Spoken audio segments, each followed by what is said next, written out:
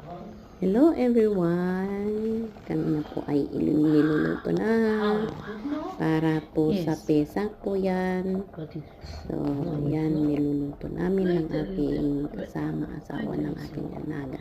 Yan po ay sitsut yung mga kulay yellow. At yung fish na meron sa gitna, nilagyan namin din ng sitsut. So, yan pong sitsut ay wala po yung harina kasi para sa pesak, hindi po nila kinakain ang may harina. So, yan po guys, ay may special po silang ginagamit dyan na harina. So, yan po. Thank you for watching.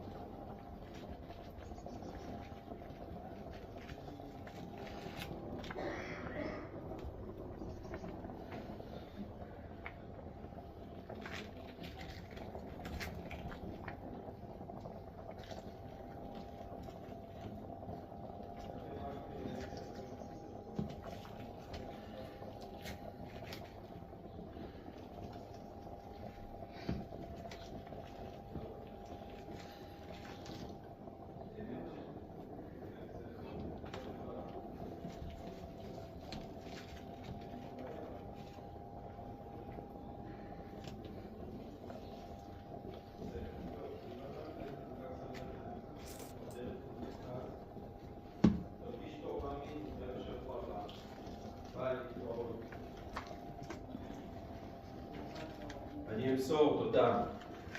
תן, תמסור להורים שלך.